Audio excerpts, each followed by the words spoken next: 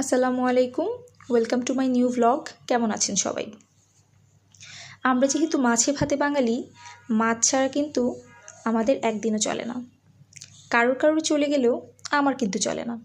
আজকে হাজবেন্ডকে বাজারে পাঠিয়েছিলাম একটা অন্য কাজের জন্য, কিন্তু বাজারে গিয়ে এই মাছগুলো দেখে নাকি তার খুবই পছন্দ হয়ে গিয়েছে, তার জন্য সেগুলো কিনে নিয়ে এসেছে। এটা হচ্ছে কার্প মাছ। মাছগুলো সত্যিই খুব সুন্দর, তাজা তাজা ছিল। এটা আমার খুবই ভালো লেগেছে দেখে। আর এই যে এখানে হচ্ছে ছোট যে ইলিশ মাছটা হয়, আমরা যেটাকে জাটকা বলি, সেই মাছটা। এটার ভাজা খেতে আমার কিন্তু খুব ভাল লাগে। পাতলা ডালের সঙ্গে এটার ভাজা হলে আমার কিন্তু আর কিছুই লাগে না। আর এই মাছগুলো আজকে কিন্তু আনার পেছনে তার একটা কারণ আছে, আর সেই কারণটা হচ্ছে আমি একটা রেয়ার জিনিস অনেক দিন ধরে খুঁজছি, যেটা পাচ্ছি না খাওয়ার জন্য। যে জিনিসটা হচ্ছে আজকাল আমি খুঁজেই পাই না, বিশেষ করে কয়েকবার দেখেছি, খুঁজেছি, কয়েকটা বাজারে পাইনি। আর সেই জিনিসটা হচ্ছে মাছের ডিম। এই যে কার্প মাছটা, এর ভিতরে অনেকগুলো ডিম ছিল। বিশেষ করে এই ডিমের জন্যই কিন্তু সেই মাছটা কিনেছে।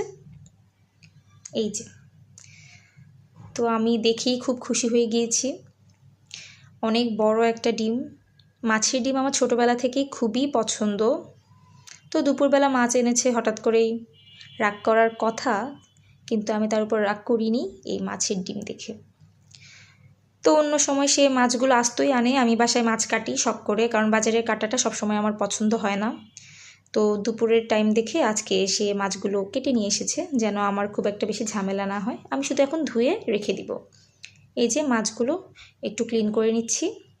খুব বেশি ধুবো না, অর্থাৎ একেবারে পরিষ্কার করে ধুবো না, যেন মাছের রক্তটা একটু পরিষ্কার হয়ে যায়, কারণ একটু ধুয়ে না রাখলে ফ্রিজটা খুব দ্রুতই নোংরা হয়ে যায়। পরবর্তীতে আমি যখন রান্না করব তখন আমি খুব ভালো করে পরিষ্কার করে ধুয়ে তারপরে রান্না করব। এই তো মাছগুলো হচ্ছে আমার ধোয়া হয়ে গিয়েছে। এখন এগুলোকে আমি প্যাকেট করে নেব।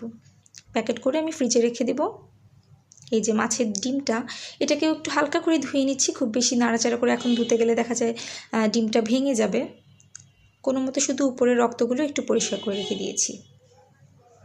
আর এই যে আমি অফ ক্যামেরায় প্যাকেট করে নিয়েছি। ভালো থাকবেন সবাই। আল্লাহ হাফেজ।